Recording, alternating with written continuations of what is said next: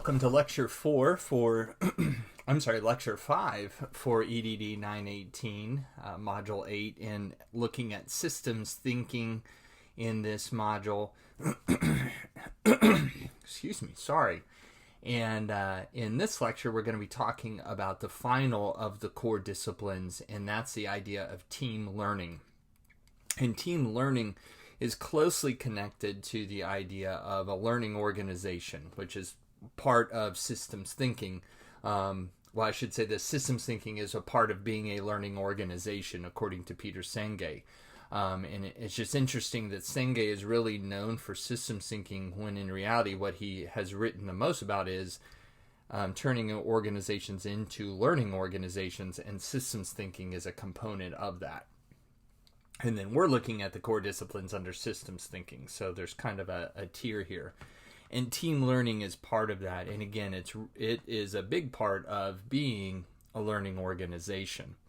So if you have the PowerPoint there, the slides, you'll again see that I have some initial thoughts. And the first one is this: it's not having team learning is not about training and development. And it's not about knowledge or information acquisition. And what I mean by that is this. I was part of an organization that prided itself on being a learning organization. They called themselves a learning organization. They told me that in the interview, and I was, they talked about it a lot.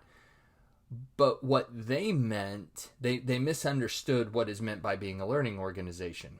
Because when I said, oh, wow, really? And I didn't know as much about learning organizations from Senge's perspective at the time. So I'm like, oh, what do you mean by that you're a learning organization? And they said, look, we have this really robust training and development department and training and development program. We highly encourage ongoing professional development and certifications. They would pay, which many organizations do, for associate's degrees and bachelor's degrees, even master's degrees for employees. And so they were very pro-learning. And they said, so we are a learning organization.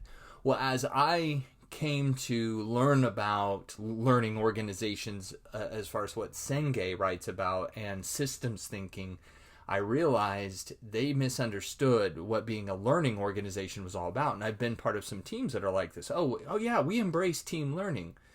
Well, what do you really tell me? Well, all of our team members are pursuing professional certifications, ongoing education. We make sure we schedule time in our quarterly or annual, whichever kind of meetings, for a professional development training component. Okay, that's not what we're talking about with team learning or being a learning organization. That's why I say it's not about training and development or knowledge acquisition. Those are all great things to do. But that's not what we're discussing here. And I'll get to that here in a second. It's also not about individuals on the team learning. Which really connects with that first one, because that's what we're talking about. That first bullet point is primarily focused on individualized learning. And that's what that second one is. But the reason I distinguish them is it's possible that maybe we don't emphasize training and development. We don't emphasize and put funds behind professional development. But maybe you still have a team of just really keyed in learners, lifelong learners. They love to learn more. They may on their own be pursuing certification or a degree, or maybe just, they're readers and always learning, right? That's not team learning. And you may have a team of individuals who do that, but that's not team learning. So what is it? Well, and I'm building on Senge's definition of a learning organization. I'm modifying it for teams. But team learning takes place when the collective knowledge, wisdom, and experience of the team increases and is harnessed toward creating results they really care about. So we're talking about the collective knowledge, wisdom, and experience of the team rather than individual knowledge, wisdom, and experience. And now, please don't hear me saying we should not be encouraging individuals on our teams to increase their knowledge, wisdom, and experience. I hope they do. I hope they are. I want to encourage my team members to be learning individuals. But that's a great thing, and that can help contribute to team learning because we're in that learning mindset. But team learning has to take place within the context of and in the environment of the team. So the team itself should be thinking about how are we increasing our wisdom, our knowledge, and our experience. And again, it's harnessed towards creating results they really care about. And that's a key part too, because what I mentioned earlier about training and development, getting further degree certifications, again, all good things to do, but are they moving us towards results that we want as a team and or an organization? Or are they just making you as an individual team member better at your job or more effective? And I hope you see the difference that and the distinction that I'm drawing here. And it's not a good bad.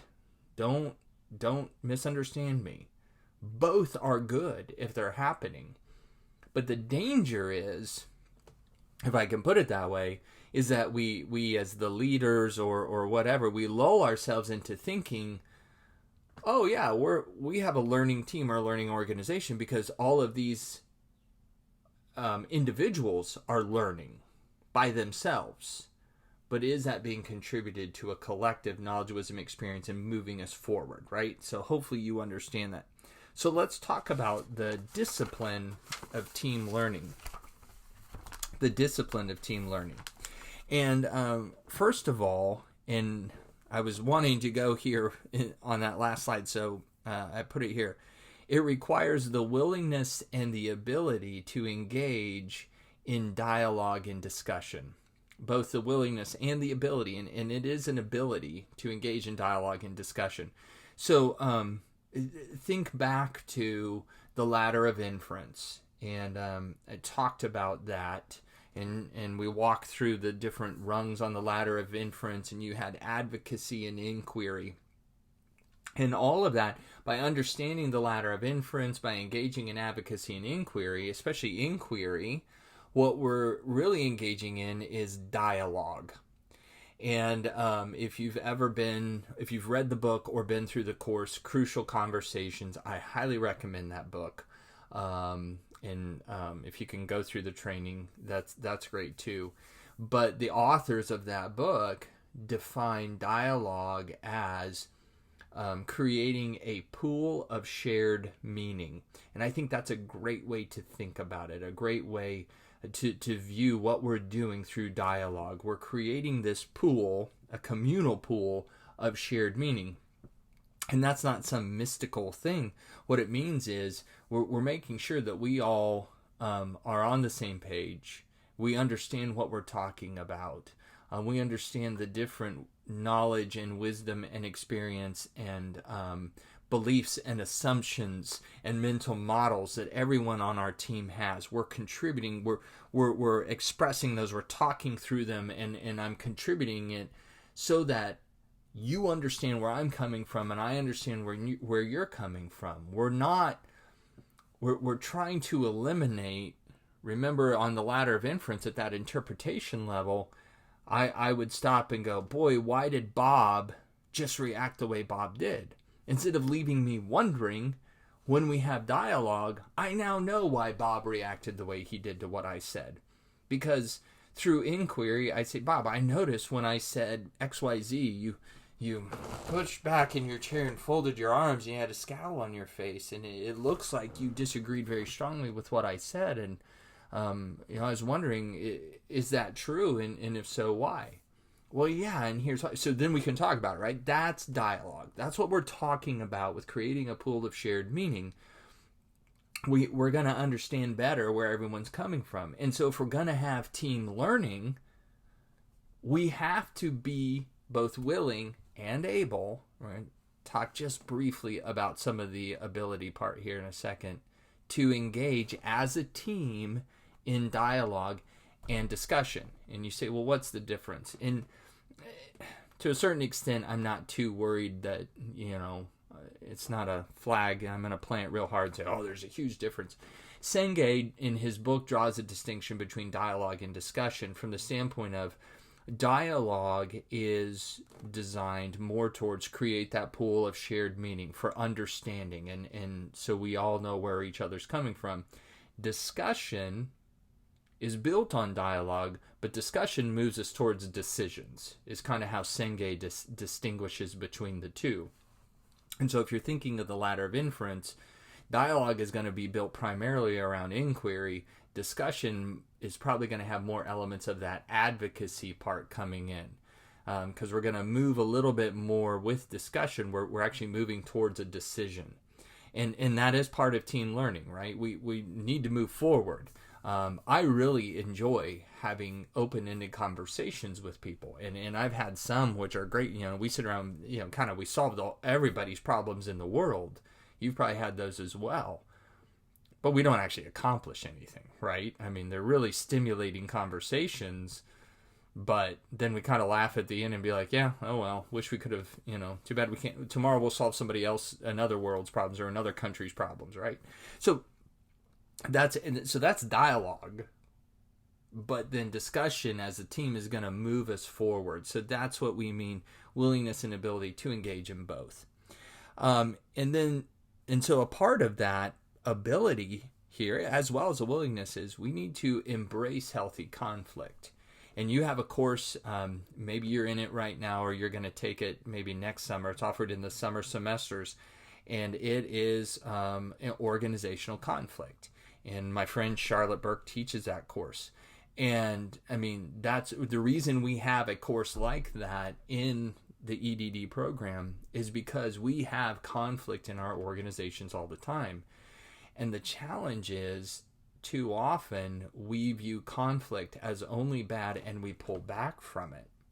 Whereas if we are going to be a true learning team, we need to learn to embrace healthy conflict. It's okay to have different opinions and different perspectives. Now, we shouldn't let those differences of opinion and perspectives end up in violence. And I don't mean just physical violence, but I mean, anger and hostility and tension. But we should embrace them and recognize that through the diversity of opinions and perspectives and ideas, we then can, because if we go back to, we're in creative tension, right? And so we're having dialogue, and out of the differences of opinions, we're getting some great ideas because we're living in the creative tension to achieve our desired future state. So that's what we're talking about, embracing healthy conflict. Identifying and calling out, both in ourselves and others, practices. I put these practices, and I really should have said unhealthy practices probably. The practices that would get in the way of dialogue and discussion, or would not be embracing healthy conflict. And let me give you a real practical example. And it's going to be based on tone, but a team member, we're having conversations, and a team member contributes an idea. And I sit back and go, that's an interesting idea, right?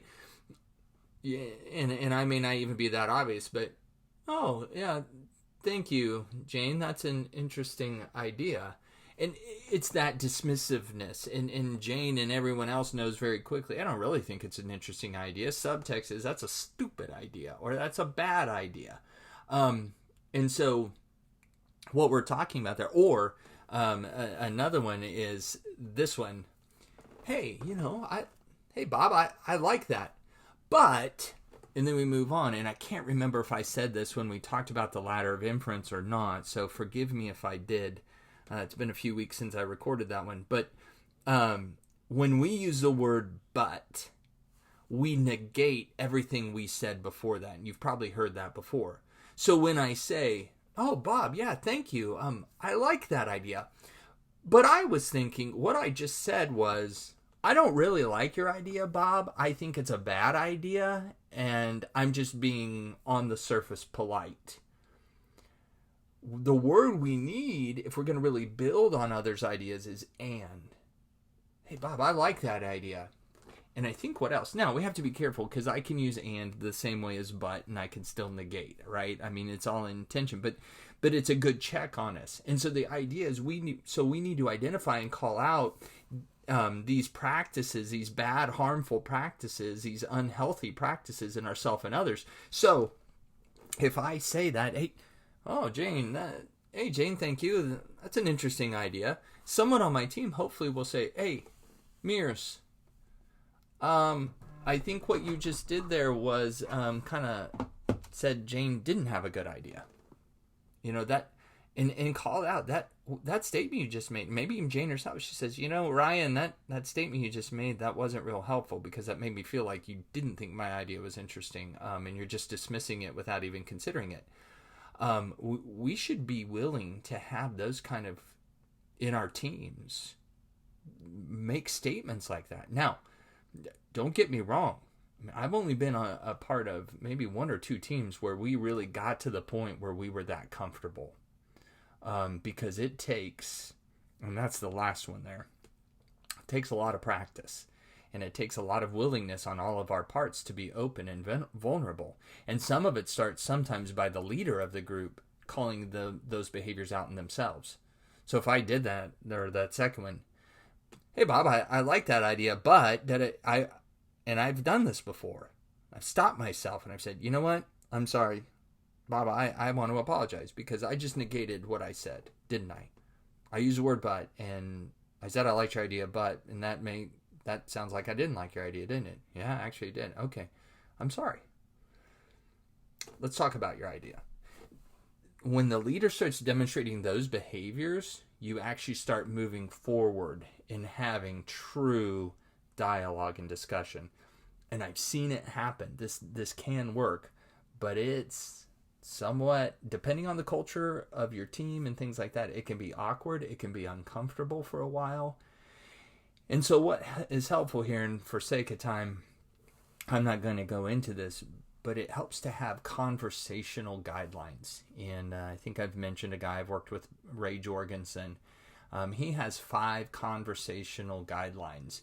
And I'm not going to go through all of them because, I mean, he's got like a 3-hour workshop where you work through these conversational guidelines. But I would suggest for a team, you don't necessarily need Ray Jorgensen's. Establish some conversational guidelines. I mean, I'll give you a couple of instances. One that he has is, it goes back to the idea of the mental models, suspending our certainty, suspending our mental model. So we identify it, and as Ray says, and I think he's right, certainty is not necessarily a bad thing.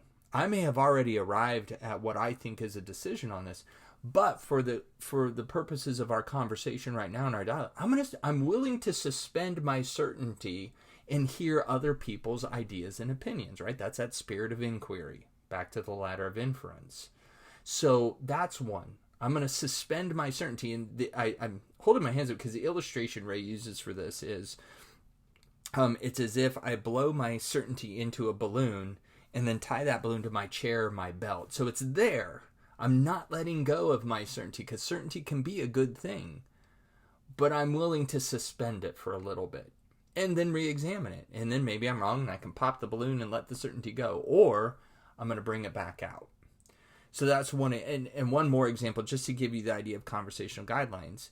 Another one is speak only for yourself. And I really like this one because what happens a lot of times in these meetings, we all like to be, safety in numbers, right? So if I'm disagreeing with Joe, I might say, well, Joe, I think we all agree that, whoa, stop. Did I take a census of everyone in the room, a poll, a survey? No.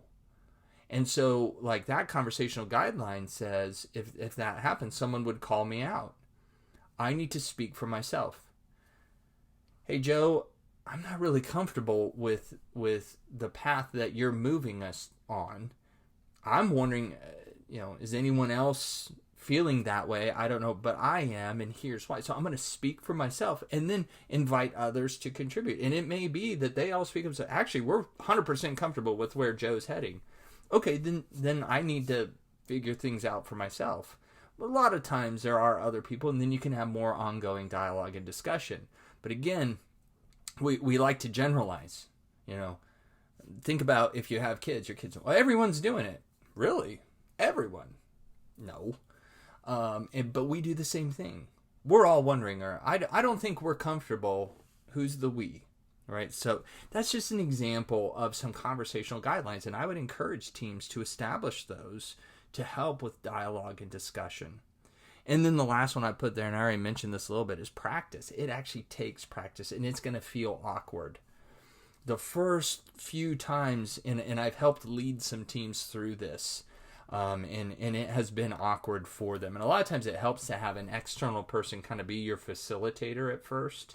But it is a little bit awkward because, we're not used to saying these things. We're not used to saying, we're not used to calling each other out in this way of saying, hey, you just used the word but, and it kind of negated, or be honest about ourselves. So it takes practice. It really does. That's why it's called a discipline, to really engage in team learning and in dialogue and things like that.